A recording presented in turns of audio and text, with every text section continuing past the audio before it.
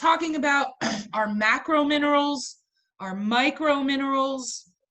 We discussed our phosphorus and calcium and magnesium, sodium and chloride. And then we got into our micro minerals. We started talking about zinc. We'll go back and do a wee bit of review. Our micro minerals that you need in much smaller amounts. So let me get this. Where is it? There it is. There it is. Get my chat.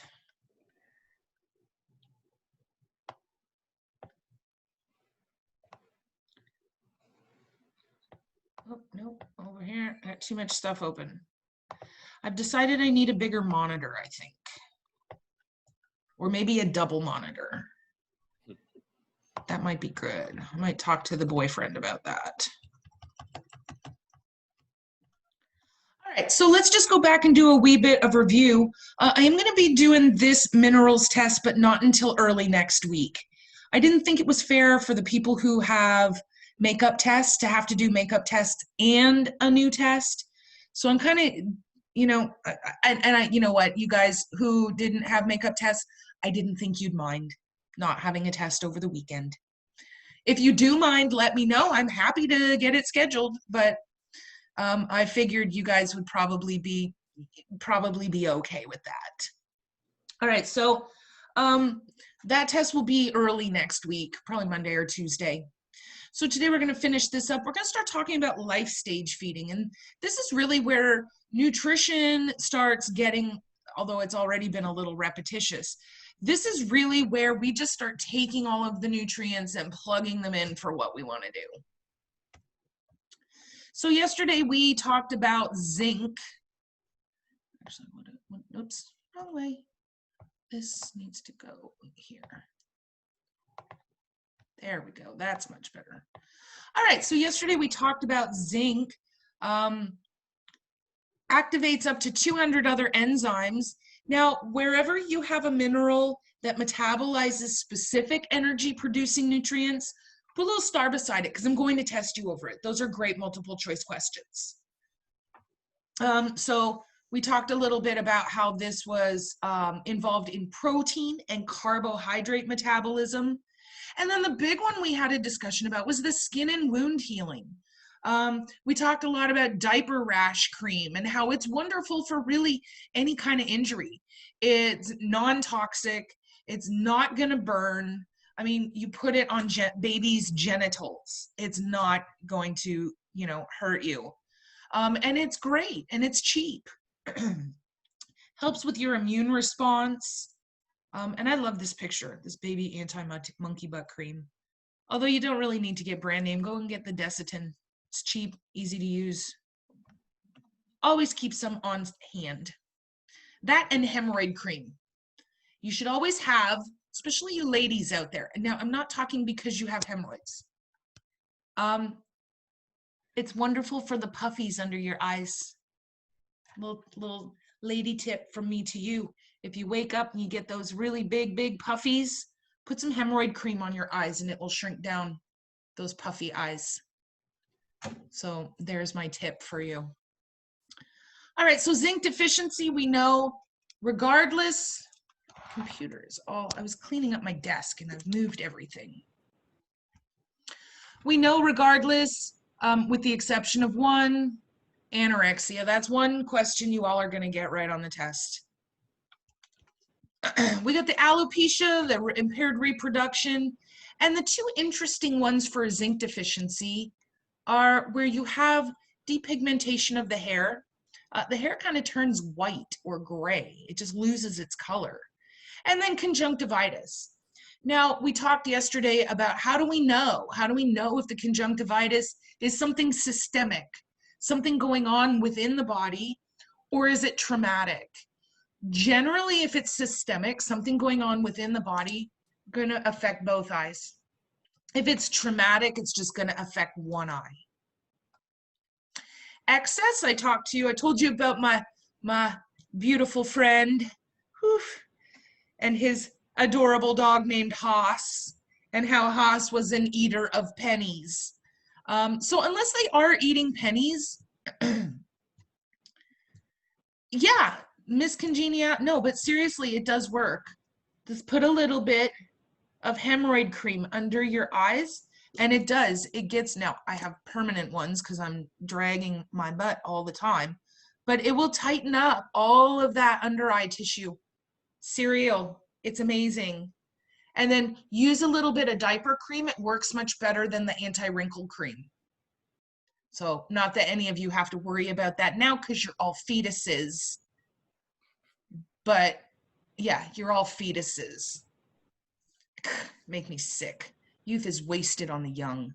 I'm just saying. I know what you mean. I'm feeling a little bitter today.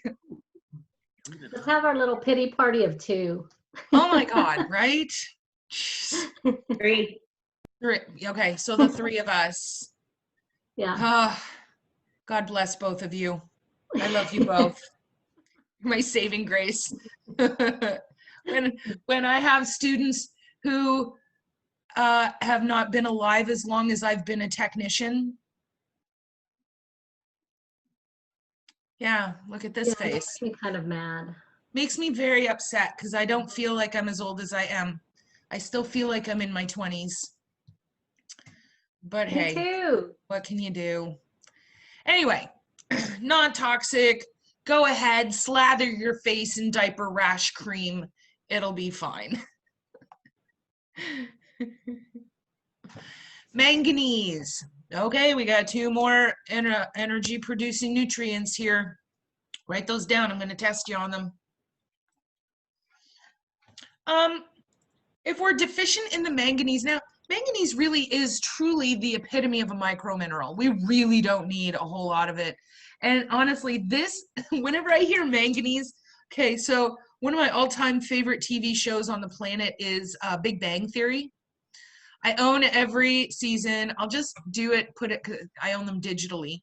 So just put it on scramble and it'll just shuffle them and I'll just watch them in the background. It's kind of when I get tired of The Office. Not that I can ever get tired of The Office, but you know. And there's this one episode where Sheldon goes grocery shopping with Penny and she's going to go buy some vitamins and he's like, oh. And she's like, what now? And he's like, well, I notice here you're getting some manganese. And she says, yep. And something like that. And he's like, well, this is the recipe for really expensive urine because you don't need to take it in a supplement. Anyway, it was funny. Doug is laughing. That's all that matters. It's not really toxic. And then this picture has nothing to do with manganese. I just thought it was funny that this cat is going to beat the snot out of this dog in like 3 seconds. Oh, selenium, my arch nemesis. So the big one to remember here is that this is going to interact with the fat-soluble vitamin, vitamin E. Vitamin E is an immune stimulant. It's a biological antioxidant. It helps prevent cellular damage. And selenium is kind of the catalyst to your body being able to utilize that fat-soluble vitamin. If I am deficient, I'll have the muscular dystrophy. We talked a little bit about how in our quadrupeds, they go from digigrade to a plantigrade stance. And that's because of the effect on the dystrophin, which is what helps with correct muscle contraction. We're going to see the subcutaneous edema. We talked a little bit about that, about how that's fluid accumulation within your tissue. And with the deficiency, you're going to end up with your kidneys overworking. And this is going to cause them to develop kind of the human equivalent of a kidney stone.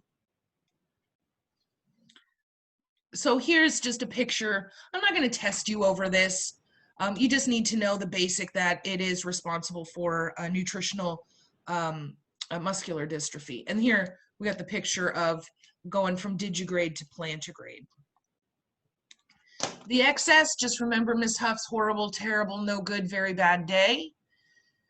When we're driving in your car, driving to work, which, you know, is never a good day when you have to start it off driving to work. Why couldn't, you know what I want to be when I grow up? Independently wealthy.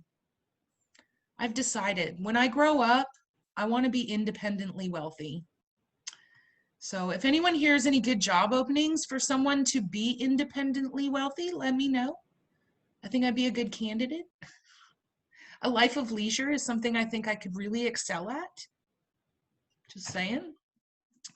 But here I was driving to work, and then you just have to remember what happened. Painted the windshield, had to sell the car. Got to work, couldn't walk. Hypersalivation, mastiff on a hot day. No Chipotle wanted. No Chipotle. Dyspnea, couldn't breathe. That was terrifying. And then finally, garlicky breath. It smelled like I'd eaten a couple of cloves of garlic. And then the soft-coated Wheaton popped off all its nails.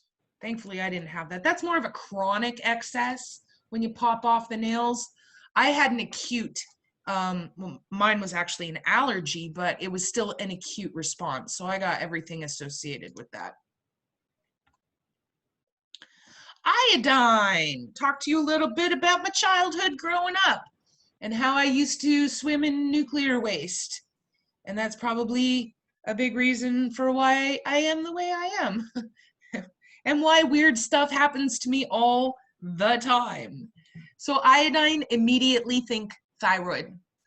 Thyroid and iodine is peanut butter and jelly, salt and pepper, iodine and thyroid. The great thing about iodine is that the deficiencies and the excesses similar. So how are we going to know? We have an animal comes in with a goiter. How do we know if it's a deficiency or an excess? Well, we're not just going to know by looking at it. We are going to have to run some diagnostics and check the thyroid. But we saw the pictures. I showed you some pictures of the goiters of the big tube neck. You can get alopecia, apathy. That was one where I was kind of joking that some of you might have an iodine deficiency because you're kind of apathetic. What does apathetic mean? I don't care. Yeah, that's exactly what it means. I don't care. I don't care about anything. So there we've got some pictures of goiter. Here's a kitty cat with a goiter. You can see kind of this big tube neck right here. And then our excesses are going to be very similar. And then I did tell you the story of my childhood growing up by the Pickering power plant and how they conditioned us Pavlovian style to just blindly take anything they put in our hand. And so if there had been a meltdown, we would have been given iodine tablets. Although we lived 12 miles away. If there was a nuclear meltdown, a wooden desk and iodine tablets, I'm pretty sure not going to give that much of a prevention for radiation.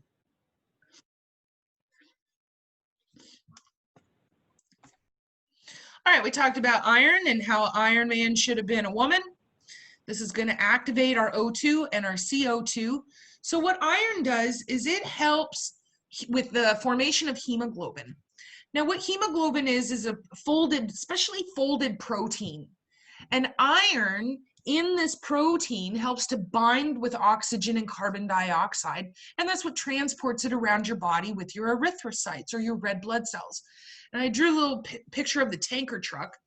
And so essentially what iron is the carrying compartment of the 18-wheeler. So you can have a truck moving around, like you can have a red blood cell, but if you're iron deficient or if you're hemoglobin deficient, suddenly you don't have the carrying capacity. And so that's where we discussed yesterday the definition of anemia. Now we use the word anemia a little bit incorrectly. Sometimes we say if we are iron deficient, well, oh, I'm anemic. Well, technically you're not. Technically, anemia by medical terminology means without blood. Well, you still have blood cells, you just can't carry them, anything in them. But the reason why we use the term anemia is because the outcome is the same. I did the little fleet of trucks, and if 2 of my trucks are down, or 4 of my trucks can only carry a half load because we're deficient in this iron, the outcome is the same. If I am deficient, there's the anemia. Rough hair coat, listlessness, that's a hard word to say, listlessness, decreased growth. Well, I don't have any transportation. Not only can I not get oxygen and carbon dioxide, I also can't transport things like nutrients and energy and glucose. So those tanker trucks keep the body alive. Those red blood cells, just kind of like our 18-wheeler truckers keep America alive. Without them, the economy would die quickly. Actually, funny story, and you can look this up. So back, I guess it was probably the late 80s, up in Canada, all of the truckers went on strike, and they just parked their vehicles on the highways. Like every single major city. So in Ontario, it was Toronto, and they just parked their trucks. There was miles and miles and miles of parked 18-wheelers on every major freeway. So they shut down the entire city. They shut down the state. It was crazy. So you can go on and see the archives of that. We went out and like passed out water and hot dogs and stuff. Of course we did. We're Canadians. You know, that's what we do. We didn't even try and make a profit. We just cooked up, you know, a couple dozen hot dogs, got some water, and just passed it out to the truckers because they weren't going anywhere. And we didn't charge them for it. We're good citizens. We're good peeps. All right, so iron excess. All right, remember how I kept saying it was Flavor Aid. So I saw what you did there, Britt. I saw what you did there. It was Flavor Aid. All right. Yeah, it's what's that old joke? Chuck Norris ain't got nothing on Jim Jones. Jim Jones took out 1,300 people with one punch.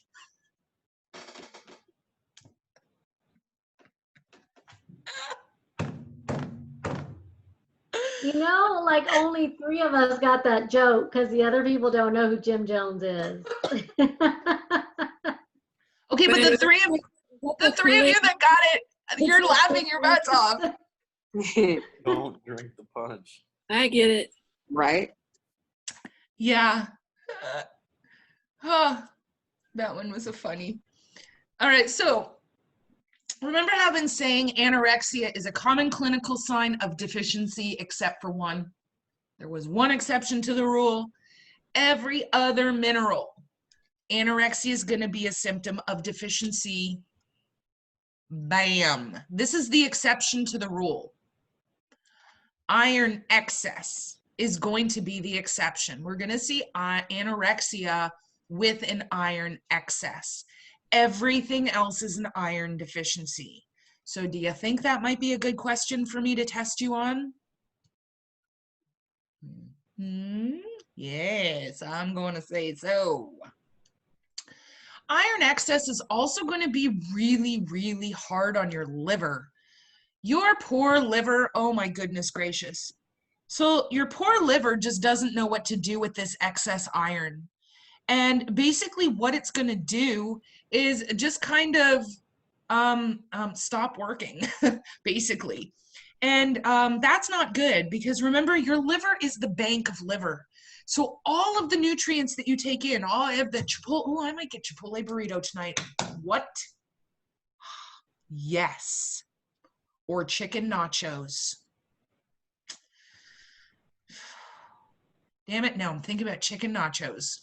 I always go for nachos, my first choice. Yeah, my problem is I'm going to have to pick them up and I'm going to have my dogs with me and I don't want to leave them in the car. I'll have to think about this. That's a tough Anyway, one. I know. But the Chipotle burrito that you eat, we all know is not in a form that your body can use, and that all those nutrients have to go to the bank of liver to be converted into usable energy. Well, what happens if the bank is closed? You can't get no energy. Nobody's getting paid. So that's a big problem. So this iron excess can end up being a really dangerous and deadly condition. We're going to get hepatic dysfunction. All right, so moving right along, we have copper, which is Cu. This is another catalyst of our hemoglobin formation. This is going to actually help to kind of fold the protein of the hemoglobin. Some other things that it's going to do is help with your heart function. Cellular respiration. All right, so this is kind of a neat term. I breathe, I am having respiration. I have inhalation, exhalation. When I inhale, I take in oxygen. When I exhale, I breathe out carbon dioxide. Your cells do the exact same thing. So here I have, let's say this is just an epithelial cell. And I have my capillary vessel. And these are all of my little red blood cells, my little tanker trucks. And essentially what happens is this little epithelial cell is gonna breathe in just the gas. It's not breathing in the whole erythrocyte. It's gonna breathe in the oxygen from that tanker truck, and it's gonna breathe out the carbon dioxide. That's your cellular respiration. So all of your little cells, I anthropomorphize everything. And I just have this vision of all these little cells just breathing away. Copper is also going to be really important for things like pigmentation and myelin. This is a word that we've used a little bit when we were talking about nervous system. We have, draw one real quick here. So the functional unit, now you guys need to let me know when you get into the nervous system and anatomy, because I will help you with this. So we have our neuron. We have the information being received by the dendrites. It's being assessed by the nucleus, also known as the soma, and it's being passed down the axon body to the terminal button. This is where we have all of our specialized neurotransmitters. We have selected the correct one. It goes across the gap, and it's going to continue the message going to the next neuron. That's basically how your nervous system works. It's pretty amazing. But here's the deal, is that it's a lot quicker to hop, hop, hop than it is to travel the length of the axon body, because some of our neurons are super, super long. And so it's much quicker to do this hop, hop, hop. And so this neuron, this axon body actually, is covered in this special sheath. And it's called the myelin sheath. And what it does is help to speed up and allow for the continuation of that message going down the axon body. Well, if I don't have this myelin sheath, so think about the myelin sheath kind of like a hoppy, hoppy slip and slide. Speeds everything up. But let's say I have a degradation, or I have something that has happened to this part right here of the myelin sheath. So what that's going to happen is either slow down or stop the impulse from moving down the nerve. That's a problem. In fact, there's a very devastating non-nutritional disease that has this very thing happen, but in the brain. It's called multiple sclerosis. And that's what causes the impulses to slow down and eventually stop. So copper is super important for the health of this myelin, the transmission of that nerve impulse. So deficiency, we can develop some anemia because of its, rule in hemoglobin formation. So if I don't have the hemoglobin, I don't have the carrying part of the tanker truck, I can't transport nutrients, oxygen, carbon dioxide, and that's kind of the iron definition of anemia that we just talked about. Just like our zinc, we can get some depigmentation of the hair. Holy smokes, guys. That's a big one right there. Your aorta is the biggest artery in your body. And if it ruptures, you are dead before you hit the floor. Dead before you hit the floor. And then the rest of these we've talked over and over and over. Copper excess, oh my goodness, also. Go back real quick. Of course I can, yes, absolutely. All right, I'm good, thanks. No worries. So our copper excess, super hard on the liver as well, because all of these nutrients have to go to the liver. And then the liver kind of sorts them out, figures out what do we need to do? Do we need to use it? Do we need to convert it? Do we need to store it? Do we need to get rid of it? That's kind of the job of the liver. And so this copper excess, copper basically starts accumulating in the liver and stops the liver from being able to do its appropriate job. And there are actually some specific breeds that have a genetic sensitivity to copper.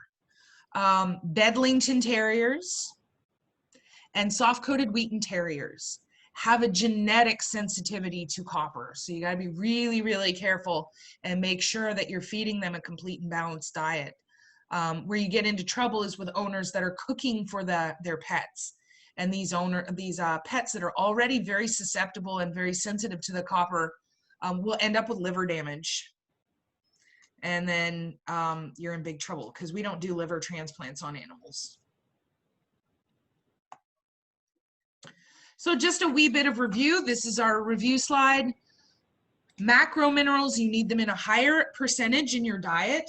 We are going to be measuring these in a percentage. Micro minerals are measured in parts per million because we only need a very, very small amount. Now, we have to take a lot of things into consideration, not only just the individual mineral, but also how are these minerals working with each other? What are they doing in the body?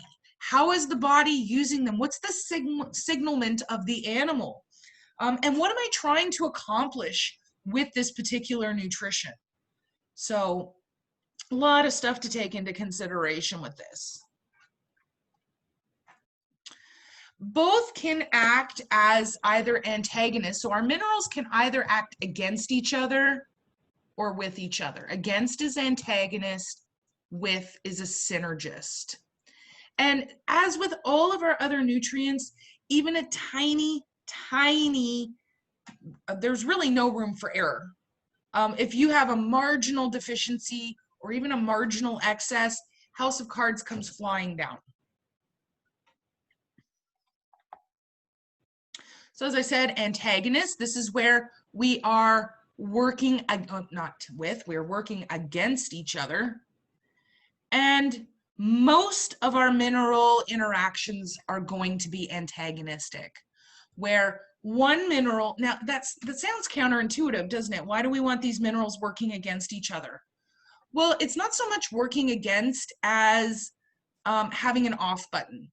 So some minerals will deactivate other minerals, but your body is what decides when it's going to cause it to deactivate. For every action, we need an equal and opposite reaction, and sometimes we need a catalyst for that reaction.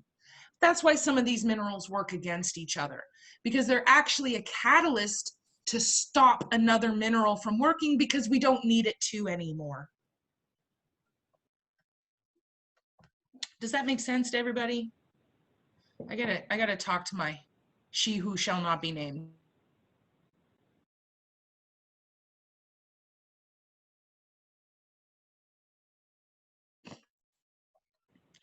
Sorry, I didn't want to activate any of your she who shall not be named. Synergists, these are going to work together. They're going to complement each other. A nice example of a synergist would be our sodium chloride, where it's actually bonded together as a molecule, and the sodium and the chloride will work together for a good cause and enhance the action within the body. And that is the end of minerals. So,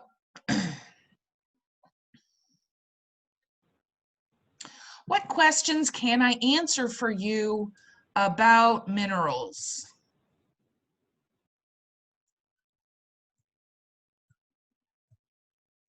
So honestly, if we're gonna stay with the perfect murder, well, I don't know how perfect this one would be because the potassium's pretty perfect. Potassium's pretty perfect. Come on. But honestly, if you don't mind it being a super slow death, you could slowly poison someone with copper. You know, it's gonna shut down their liver and they're gonna die.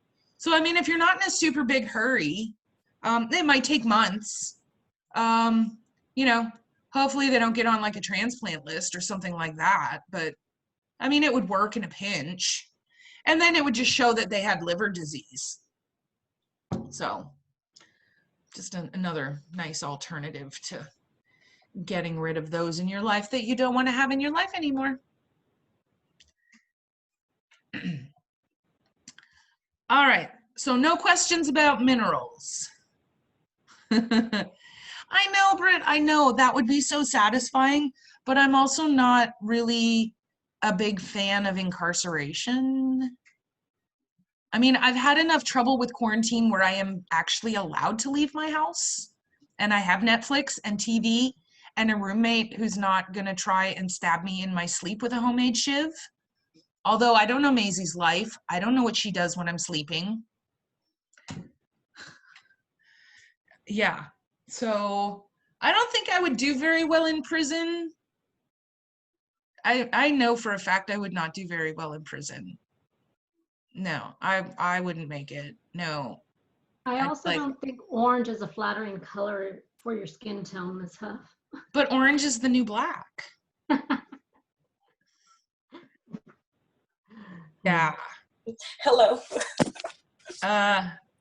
So yeah, no. I'm a little more subtle. If I'm gonna kill someone, I want to at least try and get away with it.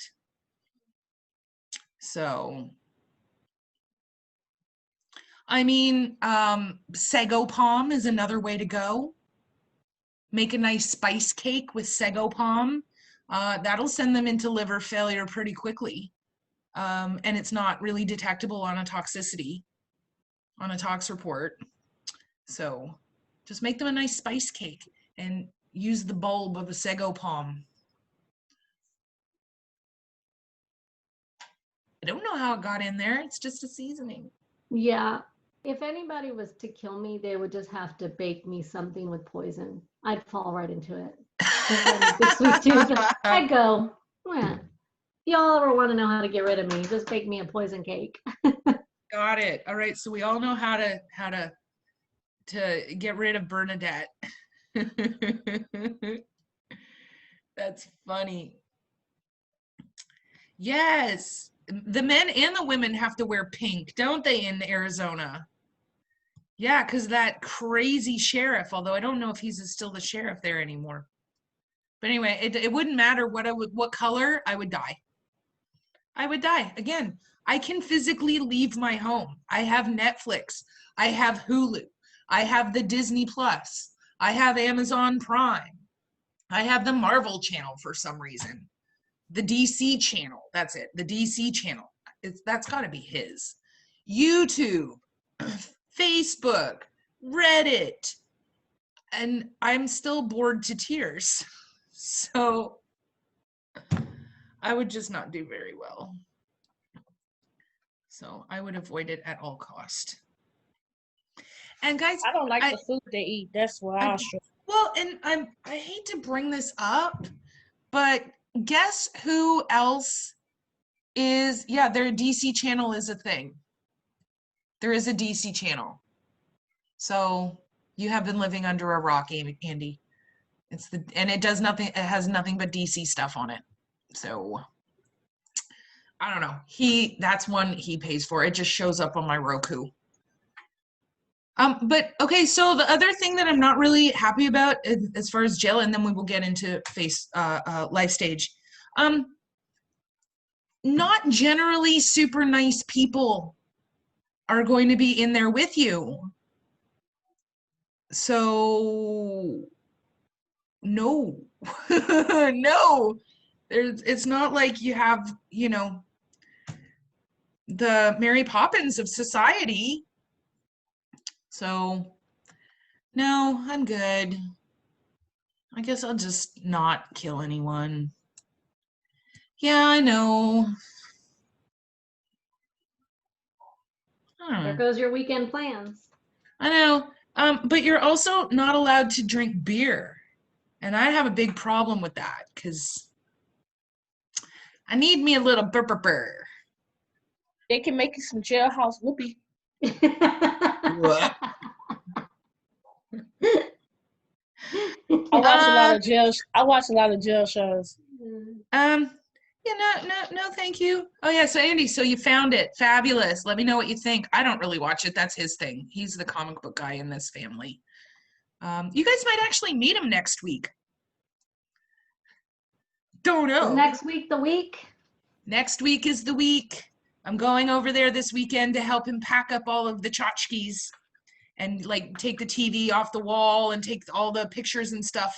We have a lot of I don't want to why am I still recording this? Just going through our body. We don't want fat globules in our blood. So we're going to repackage it. But different types of fats will determine how and much energy do I need to use to repackage them. So in our puppy food, the ultimate goal is providing them with the energy to grow and provide them with the building blocks to do so. They're growing bones. So guess what I'm going to have in higher amounts? Calcium, phosphorus, magnesium, vitamin D. See how that works? They're growing muscle. So I'm going to want to have increased amounts of amino acids because amino acids are the proteins that are the Legos that build muscles. I am developing eyesight. I'm going to want to have greater amounts of vitamin A to help with eyesight development. And then, of course, they're developing an immunity group. When a puppy is born, they don't have any immunity. They're actually working on some immunity that they borrowed from their mom. It's like, hey, can I borrow a cup of immunity? Sure, here you go. But it doesn't last forever. We're going to talk about maternal immunity. I don't know. Did you guys talk a little bit about immunity in the intro? Yeah. A little bit about maternal and why passive and active. Yes, and why you need to give vaccine series because the maternal antibodies are fading away. So we'll discuss that again. But everything, so this is what we're going to be doing from now on. We're simply going to take an animal and we're going to assess what are its needs. What are we trying to accomplish? And then using our knowledge of all of the nutrients, we can pick and choose which nutrient would be best for the job. This is where it gets exciting. I get excited. I'm pointing my toe already. You can't see it, but I'm pointing my toe. Here we have, so this is a puppy. Obviously, I just got some pictures of, so this is Bimpin. This is my Bentley, representing our adult picture. So when we are transitioning from puppy to adult, things are happening. So once we get to be an adult, we're not growing anymore. We're not developing anymore. So I don't need the increased amount of fat. I don't need the easy to break down carbohydrates. I don't need the increased amount of amino acids. And so that's where we're going to start transitioning. Now, is this adult dog taking in any different nutrients than this puppy dog? No, they both need carbs and fats. They both need all 6 of the nutrients. All we're changing is the form we're giving it and the amounts that we're giving.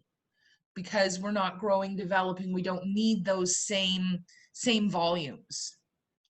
Here we have our senior pet. This is a picture, I think I've shown you this one before. This was my old lab, Julie. Oh, she was just this, I had the most wonderful companions. She was my companion for about 16 years. She was my protector. Oh my God, was she my protector? She nearly went through my living room window at someone I had working on the house in the backyard. When I had strangers come over to visit, I would have to hold her and hold their hand and pet with my hand on her head, or she would kind of attack them. only if she didn't like them. She was a perfect judge of character. She was an amazing judge of character.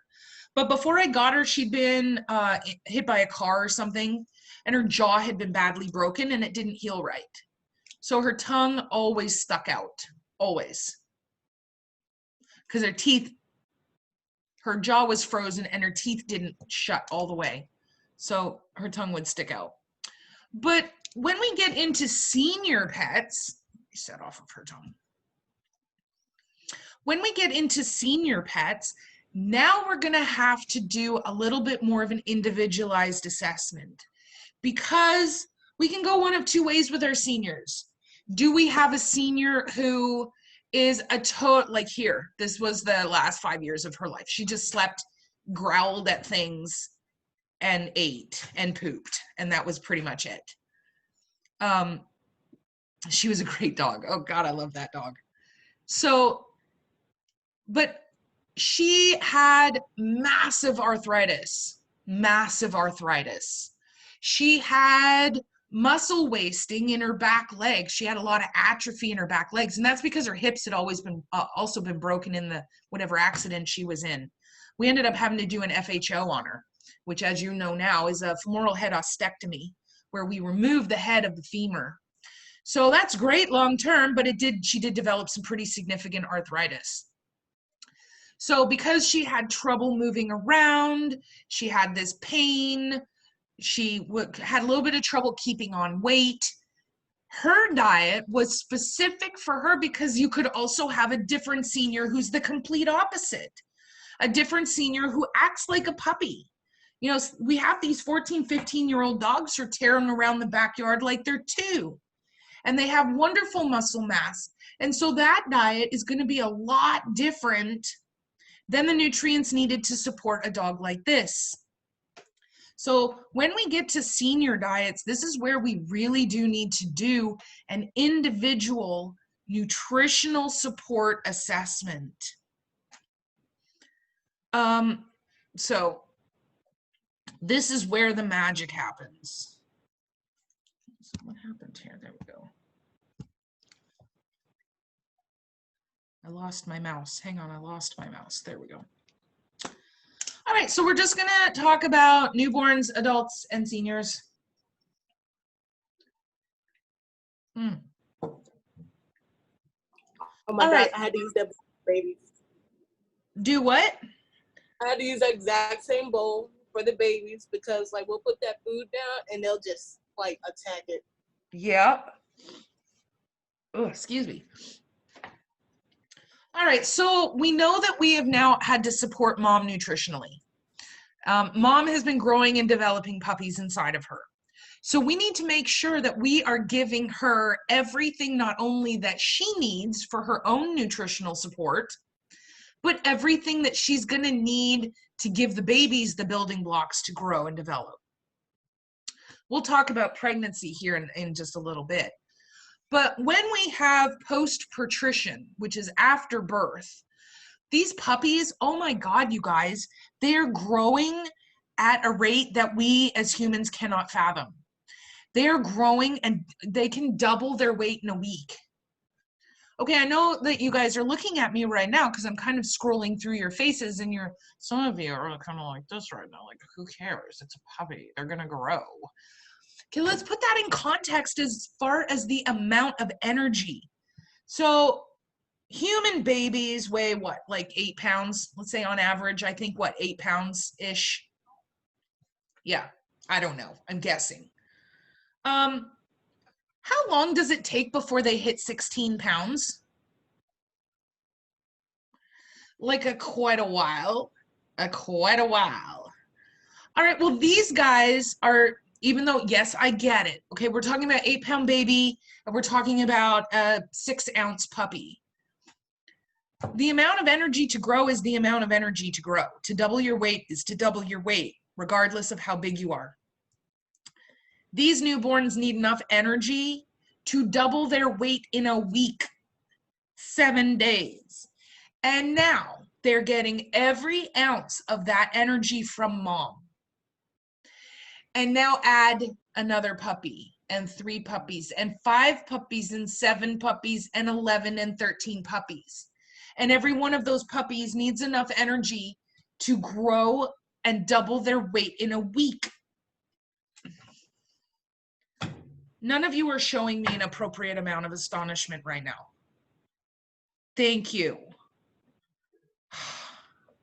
Okay, some of you, okay. You know what? I appreciate the sentiment, but too little, too late. I'm just saying. Now you're just trying to placate me, and I don't appreciate it. Actually, no, I do appreciate it. Keep going.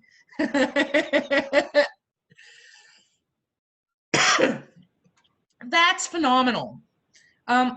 Some of the larger litters, mom's body will actively start sacrificing itself. Even if mom doesn't have enough energy to sustain herself and the babies, her body will sacrifice itself for the well-being of the babies. So just keeping that in mind. So in the first 24 to 48 hours, the milk that mom is producing is a very special milk, and it's called colostrum. You guys probably heard about this when you were doing Sex and Babies in intro. Have you guys done Sex and Babies yet? Okay. So why is colostrum so important? Why is colostrum so imperative? All right, so here's what's happening with colostrum. Colostrum has mom's immunity in it. And the first 24 to 48 hours, it has an excessive amount of immunity. And the immunity that they're getting is something called antibodies. Now, this I'm going to talk about for a minute because I find it fascinating, and it's my class and I can do what I want. And it's Friday, so suck it. What are you going to do? Honestly, what are you going to do? Leave. Go ahead. The rest of us will just enjoy my immunity talk. Ooh, I got a little spicy there for a minute, didn't I? Oof. Sassy. Got a little irritable. I know. Oh my goodness gracious. I find immunity really fascinating. So we've talked a little bit about this, where your body, your immunity Groot, has little note cards, and we have these little warpath guys with little wanted posters. And so these little guys with the wanted posters are looking specifically for pathogens. So you will have everything you have ever been exposed to. Everything you have ever been exposed to, there's a guy with a wanted poster in your body. Those are antibodies. So like COVID. The problem with COVID right now is none of us had anybody with a wanted poster. Our bodies had never seen this before. Our bodies didn't know how to react to it. And actually, it's our body's reaction to the COVID that's causing the death. It's not actually the virus that kills you. It's your body's reaction to the virus that kills you, which I find really fascinating. COVID's kind of what we call a stupid virus, meaning it causes the host's body to collapse on itself. Well, a virus can't live in a dead host, so we call it a stupid virus. Although this little monkey is stupid in that respect, but ungodly, terrifyingly smart in its ability to evolve. That's just, COVID's kind of taken, with Texas opening back up and other states opening back up, everybody's kind of, oh, COVID's on the back burner, everything is fine, look, the state is opening up. Hard no. Hard no. Do not put your guard down. So basically, these antibodies are what tells the immune system, hey, stranger danger, here's who's here, immunity can figure it out, get out the right cards, send an immune attack, Bob's your uncle, you're good. Puppies don't have any of that because they haven't been exposed to anything. And so basically what has happened is mom has lent them all of her antibodies. So she's basically got a little cup of these little wanted poster warriors, and she's set them free inside baby. so that they can have at least some direction to their immunity group if they come in contact, because they've never come in contact with the bacteria that you find on a blanket or pollen or any of the other bazillion, quadrillion things they're now coming in contact with. But here's why the first 24 to 48 hours is so important.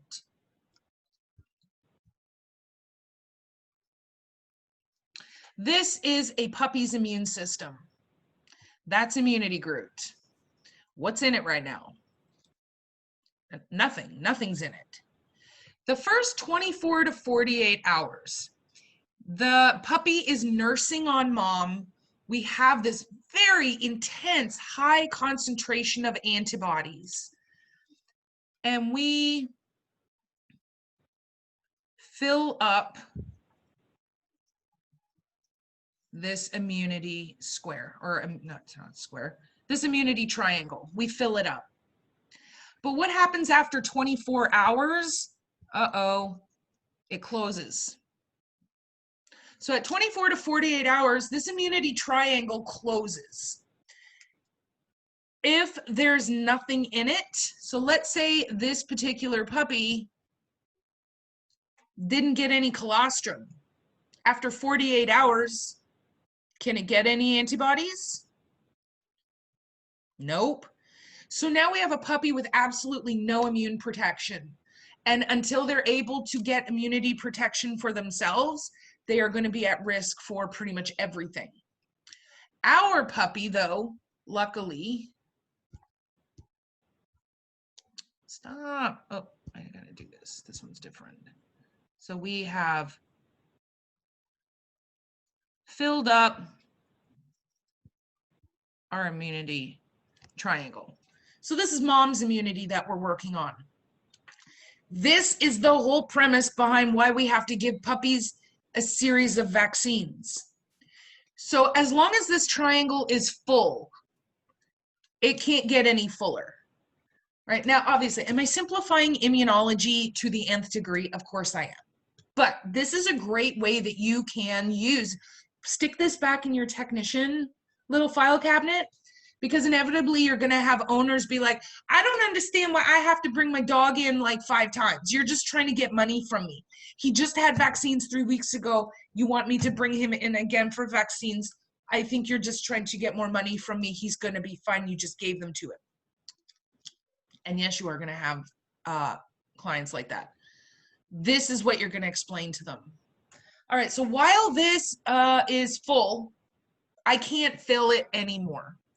But what starts to happen, usually at about 6 to 8 weeks of age, mom's immunity starts to disappear.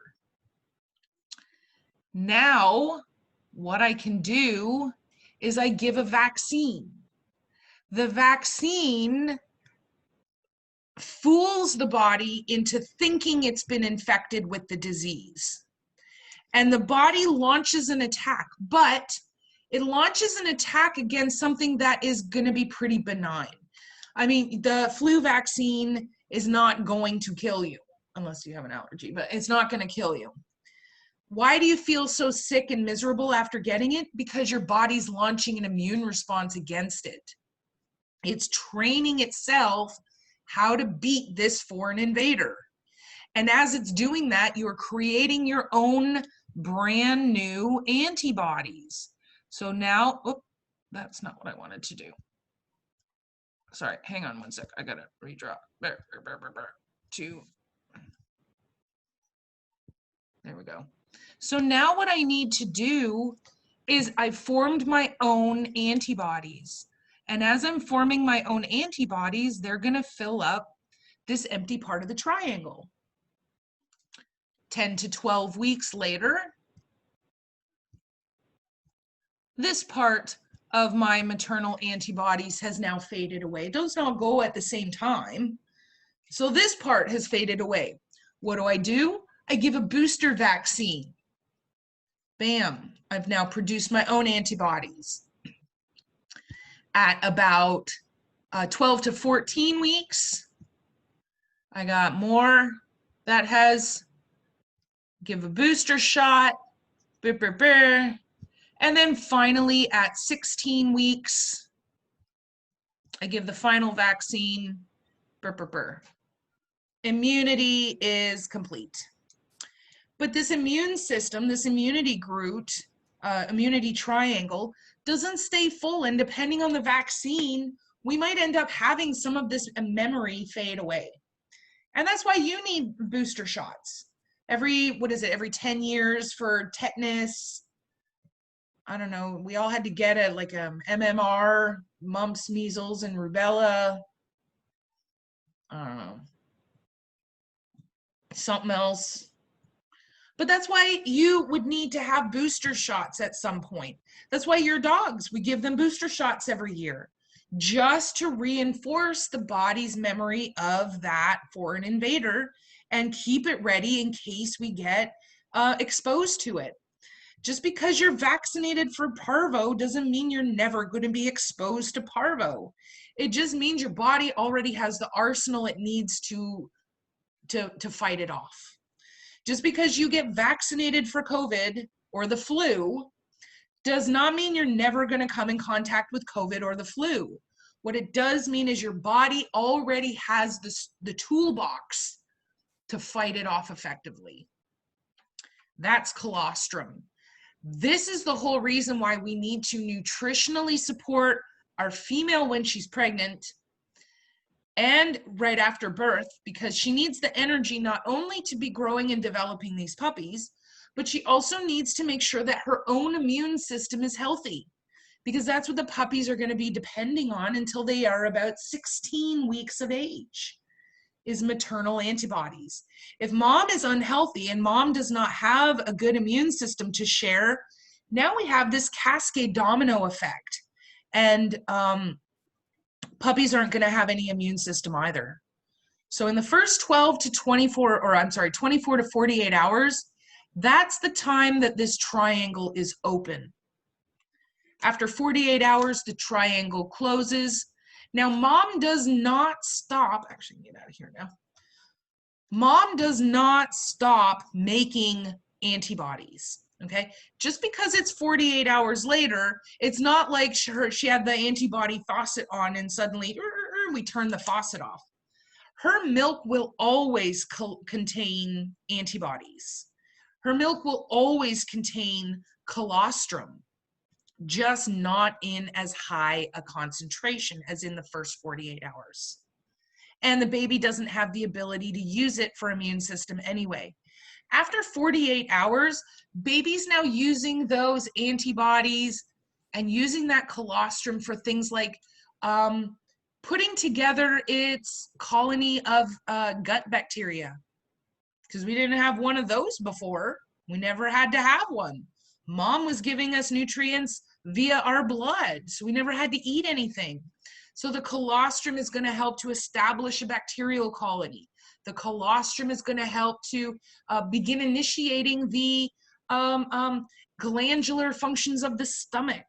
So we still have colostrum, we still have antibodies. We're just now, after 48 hours, using them a little bit differently.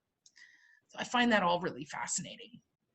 So now you can see just how important good nutrition is for mom, because without good nutrition for mom, nobody has a healthy immunity group. Everybody's going to be at risk for everything that they come in contact with. So there's your little chat about immunity. I love immunity. There it is.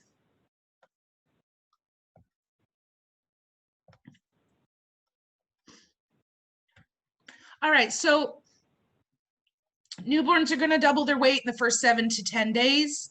Colostrum antibodies in the first 24 to 48 hours. Now at 3 to 4 weeks of age, something magic's going to happen. These is going to start to develop two fins. They're going to start getting the teeth. And this is where we really need to, okay, so I know I do a little bit more than just nutrition, but this is stuff important to think about. So anybody who's ever been mouthed by a puppy, yeah, puppy teeth are insanely sharp. They're like little hypodermic needles. They actually will give you, it almost looks like little tiny paper cuts. You don't even know you've had it until you go wash your hands, and then you're like, oh, son of a gun. And you look and you've got all these little bloody scratches all up your arm. Yeah, puppy teeth, super, super sharp, super sharp.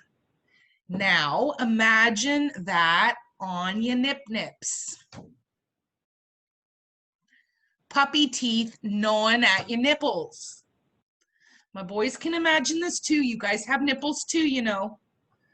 So if you've ever been mouthed by a puppy on your hand, and we now have little bleeding, bloody tracks on the much more tough tissue of my hand, now imagine poor mom's nipples gnawing away on her nips.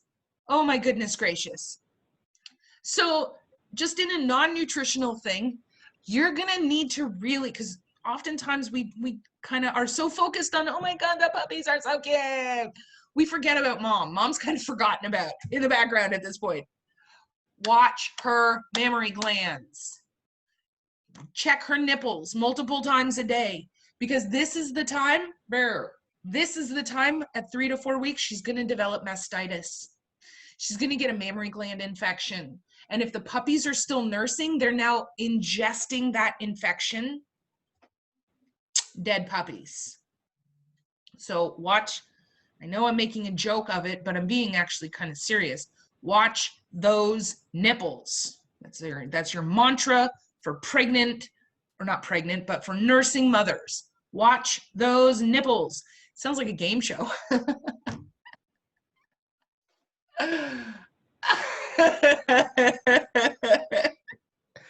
Sometimes they're just for me, and that's okay. So at about 3 to 4 weeks, mom doesn't want them on her nip nips anymore. They hurt. They're gnawing away. Puppies are still going to be trying to nurse. And so you may actively have to separate them for a time. Mom is going to start to get a little aggressive with them. And honestly, I don't blame her. If I have a puppy chewing on my nipples, I'm probably going to get a little aggressive too. I'm just saying. And now you add 3, 4, 5, 7, 11, 13 puppies all chewing on your nipples. Nope, nope. Don't even want to think about it.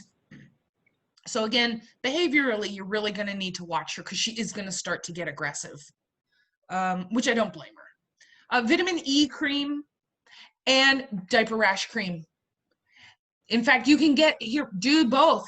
Diaper rash cream infused with vitamin E, because they do have that, and just rub it on the nipples. Just make them nice and prevent that mastitis from happening. At about 6 to 8 weeks, the teeth are going to have fully erupted, and the puppies should be completely weaned. And what we mean by the term weaned is that mom is no longer a source of nutrition. As long as mom is a source of nutrition, they're still nursing, even if they're only going back to her occasionally. If they are getting milk out of mom and ingesting it, they're still nursing. At 6 to 8 weeks, though, they should be 100% weaned, meaning that they are now getting 100% of their nutrition from an outside source, not mom. When they are growing in this first, couple of weeks, half of the energy that they are taking in, half, is dedicated specifically to growth. Now that doesn't sound like a very shocking amount, but imagine the amount of energy that they also need for simply being alive. You have muscle function, that doesn't count for the growth. You have heart is functioning, your organs are functioning. All of that is taking energy. Everybody gets paid, except now half of the money that they're taking in is solely dedicated to growth and development. That's insane. That's a crazy person amount of energy that is going in to these puppies. Crazy person amount. Now, the other thing is about puppies is, the great thing is about puppies is that they use nutrients way more efficiently than adults. And so if we can give them the nutritional support, We're giving them the nutrients in a form that is easy to break down. That is the highest in calories we can give them. Utilizing the least amount of energy, giving them the most amount of energy, they can use that far more efficiently than an adult or a senior.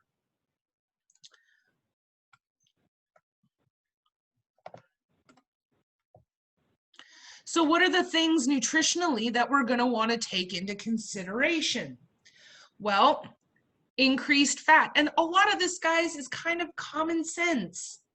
If I need energy in such an increased capacity, and I know that fat gives me the highest amount of calories per gram of any nutrient. It gives us 9 calories of energy. I'm going to increase the content. I want to give them more energy. But the other thing that I'm going to do with this fat is I'm also going to make sure that it's in a form that does not take a lot of energy to break down and transport. So the chains, I'm going to have maybe a mono unsaturated where I only have one double bond. Medium chains where I have a shorter chain. The least amount of energy that I can use to break it down, the more amount of energy will be left over for me to use for growth and development. I need in my puppy food a minimum of 8% fat overall. Most puppy foods are going to contain quite a bit more than that, but for it to be called a growth diet, I have to have a minimum of 8% fat. I'm going to need more protein. Well, yeah, I'm making muscles. Even if you're a bodybuilder and you're going and you're doing your workout, what are you taking in higher amounts of? Protein, because protein is the Lego that makes muscles. And so I'm going to need a higher amount of digestible protein. I'm going to need, so now I'm going back. If you're losing me on the terminology, you need to go back and review, because this is how the rest of the class is going to go. We're going to be talking about what does the animal need and what is going to provide that for the animal. We want a very diverse amino acid profile, right? We want all the Legos. We want all the colors, all the shapes. We want them to be super, super like the big kindergarten Legos that are super easy to break apart. We don't want to expend energy breaking them apart, and we want to get some bang for our buck. We don't want no double red, stupid chimney Legos in here. No, throw those away. We want the great, big, giant, loosey-goosey, tons of colors, diversity in our Legos. And we're going to want at least a minimum of 22% protein overall. This is going to help not only with muscle formation and bone formation, but guys, what else is made of protein? Everything. Everything. Your DNA. Hi, nucleotides, protein. Your ribosomes are doing nothing but remaking and reforming proteins. Hemoglobin, boom, protein. Myoglobin, boom, protein. All proteins made from protein Legos. Give them some darn protein. Increasing the digestibility and the bioavailability. This is increasing the digestibility, is how easy is it for my body to break it down. The bioavailability was how much of it is my body using. This is going to have a nice little happy coinky-dink. If you increase the digestibility and you increase the bioavailability, what do you have left over as excess? Not a whole lot. My body broke it down, my body used it. So guess what I have a decrease of?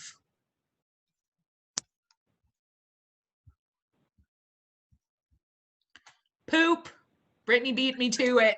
Poop. You know, I had said waste, but then I was like, well, I mean, you're using all your nutrients, then I guess they'll be left over. Yeah, you have way less poop. The more of the nutrients your body uses, the less waste we have simply breaking it down. Because remember, every action in your body has some sort of byproduct. So simply the action of breaking down those amino acid chains, that causes pollution. The act of converting and transforming those fats into chylomicrons causes pollution. Well, the easier it is for your body to do that stuff, the less pollution we have. So not only do we have less nutritional waste, we do have less waste overall. And if I don't have as much poop, huzzah. I have 1, 2, 3, 4, 5 pooing, sleeping, eating machines. That's all they do. They eat, they sleep, and they poop. And if I can decrease the amount of the poop, it's going to make the overall experience far more enjoyable. So, so far, I mean, I don't think I'm telling you any shocking information. I mean, this is all, I hope you agree, kind of common sense. As our puppies are beginning to get active, as they are beginning to put those muscles to work, and they're really strengthening those bones, some of the things that I'm going to want to add in the growth diet is, as we said, increased calcium, phosphorus, magnesium. They're growing bones. I'm also going to want, increased amounts of vitamin D, because you can't have a calcium phosphorus ratio without it. It's the match.com for our minerals. I want increased fat soluble vitamins. Well, let's go back and review our fat soluble vitamins: A, D, E, and K. Vitamin A, it's going to help with vision development. Vitamin D, I just said, it's going to help with the ratio of our our minerals, calcium and phosphorus. You've got vitamin E. Well, isn't Immunity Groot still kind of figuring out his whole role in all of this? Of course he is. Vitamin E is going to help him do that. Vitamin E is also an antioxidant, going to help combat any free radical damage. And then, of course, vitamin K. Can't have a puppy if they're bleeding out everywhere. I've always said that.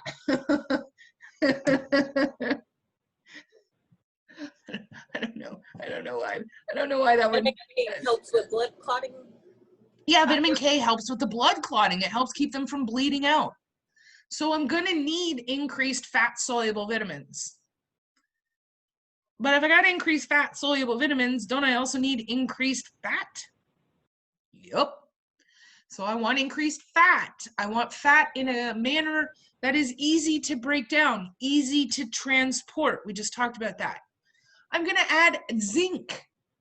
I'm going to add zinc because zinc is really important for immunity health, Immunity Groot, as well as skin and wound healing. You don't have to have an injury or an illness to have skin and wound healing. Simply the breakdown of tissue to provide the reformation of tissue, that in itself is damage. So zinc's going to help with the repair of that damage. I want my simple carbs, easy to break down. Everything about this puppy diet is bang for my buck. I want a bang for my buck. I want the most amount of energy I can possibly pack in by doing the least amount of work possible to get it. And then how are we going to make sure that our puppies are getting what they need? We're just going to assess them. I know this sounds really super high tech. This is, why you're training so hard to become technicians. The assessment, so the body conditioning assessment of growing puppies to assess optimal nutritional support. That's what I'm about to teach you right now. All right, I will repeat that. This is the daily assessment to determine optimal use of the growth nutritional support. Are you ready? You pet them. Just pet them. Just pet them. That's it. Oh my God, I got all of you. So you were all like, what is she gonna, what?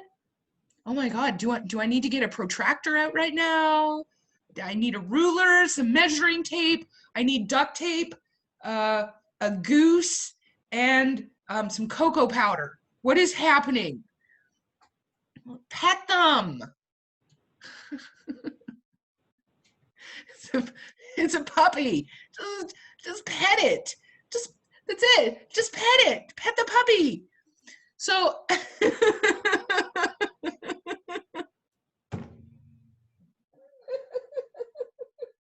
just pet it. What you're gonna see is changes day to day. You should be doing this on your own dogs. You should be doing a daily nutritional assessment. Just pet them. If you pet the puppy, you pet the dog once a day, you will be able to feel changes. Puppies grow 2 different ways, and it's important. Now, this is important. I'm not joking around about this one. This is important for us to note. Puppies will go through a round puppy phase where they put on a ton of weight. They get the little Buddha belly, rub it for luck. They get that little pot belly. Then they go through a height phase. And this can happen day to day. One day you have this fat little Buddha puppy, and the next day you're petting them and they almost feel kind of emaciated. That's because they go through these 2 phases. And as long as you are able to, do a daily assessment on them, you can determine whether or not, they need more of a specific nutrient, or they just need more food in general, or if you're giving them too much, because if that Buddha belly doesn't go away, it's probably not just a puppy Buddha belly.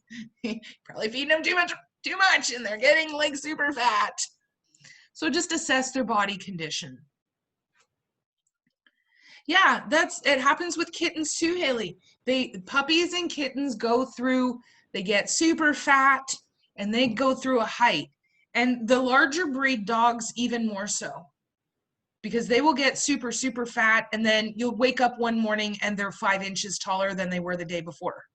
It's crazy. You can almost sit and watch them grow. It was crazy because just one day I look and I was like, oh my gosh, she's getting kind of chunky. I was like, so we need to watch it. And I just let it do its thing. And then I just noticed the next day she's like a string bean, just completely long. I was like, this is. Yeah, that's very common. But teaching your owners how to do an appropriate body assessment. And obviously tongue in cheek, I'm saying just pet them. No, we're doing a little more than that. We have to be assessing, what does the coat feel like? Are we properly hydrated? Check the turgidity of their skin, mucous membranes. We want to look, are their eyes nice and clear? Are they bright, alert, and responsive? How does their coat look? How are their joints? Are they having any tenderness? Are they having any abdominal issues? So definitely, you're basically doing a full body examination, but you get the added plus of smelling puppy breath and petting puppies. Nothing better on the entire planet as the smell of puppy breath. Just bottle it, spread it on my face. Oof, puppy breath is awesome. All right, so what are some of the downfalls to puppies? Well, yeah, humans. Humans suck, by the way. Humans are awful. The aliens it's that thing where the aliens are actually driving by Earth and they just click the locks on the doors because they know they're in the ghetto. Earth is the barrio of the universe. I'm just saying. It's Earth is the bad side. They're like, oh, don't go over. Don't go over to that side of the universe. That's the bad side of town. That's the bad side of the universe. Terrible things happen over there. Lock your doors, honey. Lock your doors. We're getting close to Earth. Lock your doors. Roll up the windows. Kids, put your seatbelts on. Put your seatbelts on. We got to get out of here as soon as possible. Brrr, and off they go. You know, like the dad is just reaching across his wife and locking the door.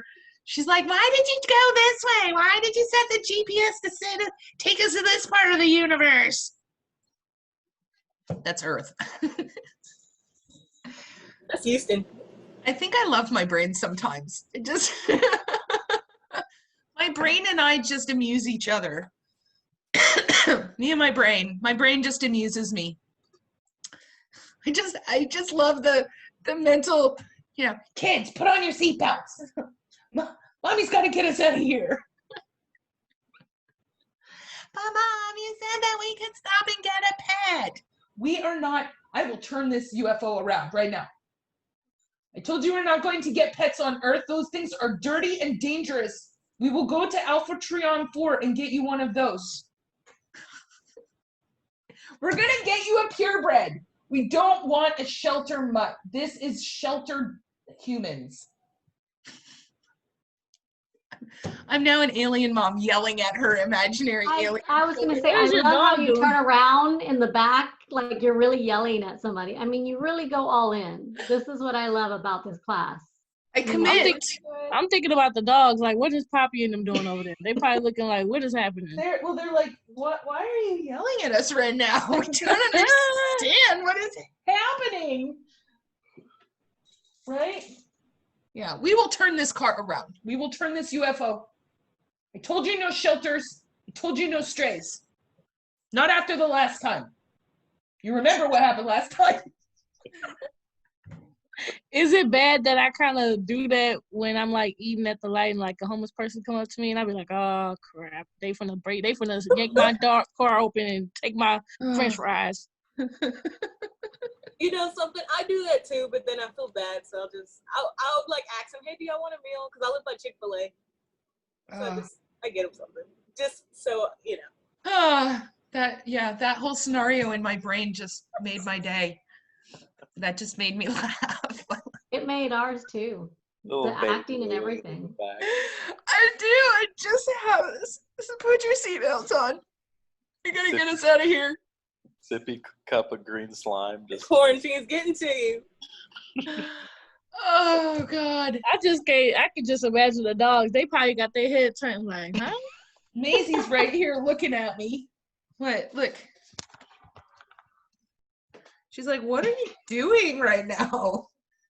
What is happening? Hey, Maze. She just standing there like, Maze. There she is. There's hers is. It's okay. Oh, there's Poppy. Look at that tail. Look at those tails wagging. No, Poppy's feeling sassy. She wants to play. I'm like, can we go now, Mom? Can we please get the dog?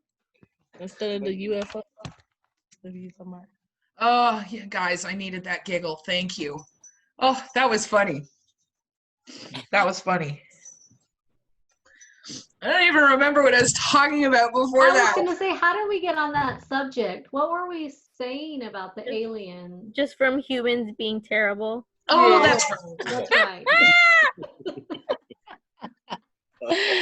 How do we, bro? Miss Huff took it to the left, y'all. She put on the whole scene. And scene. That's awesome. Oh my God. Yeah, we went from people suck to me performing a 40-minute length movie of aliens not wanting to come to Earth. And then the dogs looking confused, trying to figure out why you yelling at them. Maisie's still in the kitchen like, what? Seriously, what are you doing? What are you doing? Maze. Oh, I gotta check your ear. I think she's got ear infection. Anyway, all right. Oh God. Get back on track. All right, so puppies. Okay, puppies. That one word sent us spiraling. You was talking about how cute they were, but humans. That's And what that happened. humans wrecked him. All right, so here's the deal. Here's the dealio. I will turn this UFO around. And then it took me off. It took me because Casey said, "But mom." Mom! No, you know what happened last time we took one of those horrible creatures. You remember. We had to bring it back to the shelter. This is a dang on shame. We over here really cracking up. Sorry for the rest of the class. That's just looking like for y'all crazy. Oh my goodness. It's Ooh, okay. baby. It's okay. All right. So we have an entire species of canine that humans have made unsustainable. So we had these small breed puppies, these small breed dogs, like your toys. Okay, go back to your behavior. Your toys, you had your Yorkies and your Affin Spencers and your Brussels Griffons, etc., etc. So we took some of these, like the Yorkie, like the Chihuahua. What are some of the others? You know what I'm talking about. And we went, wow, that's a really small dog. Let's see how much smaller we can make it. And they went, okay.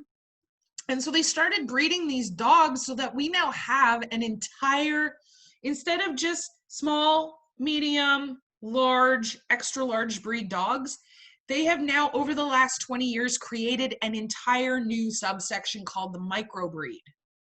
And these are, you know, you've seen them, the purse puppies. That's what I call them, the purse puppies, where you have these dogs who at full adult weight weigh 3 pounds. They weigh 4 pounds. And you have people carrying them around in a satchel. Well, yeah, adorable. Not my taste, but whatever. But here's the problem with those puppies is, and as they're an adult, they don't have the reserves that they need to sustain them for any length of time without nutrition. So if you get one of these micro puppies, all right, let's say, let me scroll through here. I'm going to pick on someone who is here. Who is here? Mila. Hello, dearest. So Mila has decided she's going to get a puppy. Aw, and we're all super supportive. Okay, but the pandemic is over and we're all on campus again. Or the pandemic never happened and we never had to leave campus. And so Mila gets one of these adorable little teeny tiny, weighs a pound right now, puppies. And so she's still going to school. And so on a normal day, if we were on campus right now, what time would you have left your house to get to school on time for a 7:15 class? 6 o'clock. Okay, so Puppy has gone to the bathroom and you fed at 6 o'clock, maybe even left a little bit of food in there for him. And you go to your classes, you have maybe a study session or an advisement session after 5th period. So what on average time do you get home? If I had to guess, probably 5. Okay, so Puppy has now been alone for 11 hours. Puppy did not have any reserves. So as it utilized the blood sugar, right? It ate breakfast, got an infusion of blood sugar, but it needs as much energy as any other puppy growing. The problem is that we don't have any storage unit. So when that blood sugar started to drop, normally what would happen is we start pulling stuff, catabolizing out of the stored tissue, converting it into energy, and that sustains us until our next outer infusion of nutrition. This puppy didn't have enough energy and it died. Sorry, Mila. Yeah, that got dark real quick, didn't it? Holy smokes. So Mila gets home and she's like, hey, Puppy, ha, let's go outside and go potty. And Puppy's stone cold dead. Been dead for hours. Okay, now I'm seeing some of your faces. Some of you are not happy with this particular scenario. All right, Mila gets home and the puppy is unconscious. Is that better? The puppy is not dead. The puppy is unconscious because the blood sugar has gotten so low. Guess what happened? Nobody's getting paid. And so we have started breaking, or not breaking down, turning off things that are energy suckers. The last thing it's going to turn off is the heart. And right now we're very, very close to that. And so Mila does the right thing. She assesses in a very technician-like manner. She runs it to the veterinarian. The veterinarian immediately takes it to the back, gives a little bit of oral glucose, rubs it on the mucous membranes, maybe even puts in an IV catheter, starts giving this animal glucose. Animal begins to come around. We start giving it a very high calorie recovery diet. And in about 45 minutes and about $600 later, Mila's got a puppy that is once again alive until tomorrow when it starts all over again. Because these microbreed puppies have no way to combat hypoglycemia. And that condition can cause lethargy, convulsions, and it can kill them. So sometimes the best advice, and it's not a bad thing, again, put this back in your little technician. Sometimes when someone comes to you and says, hey, I'm thinking of getting a puppy, what do you think? You find out what their lifestyle is, you find out what their time commitment is, and sometimes it's okay to go, don't get one, you're not ready, you don't have the time to commit. These microbreed puppies need to eat at minimum 3 times a day, optimally, depending on how small they are, 4 to 6 times a day. So there you go. All right, so we saved the puppy. Mila's not a puppy murderer. Good job. She's gonna rehome the puppy. She's gonna take it to her mom's house. Mom falls in love with it, takes care of it. Everything works out. It's a happy ending. All right. Time flies when we are having fun.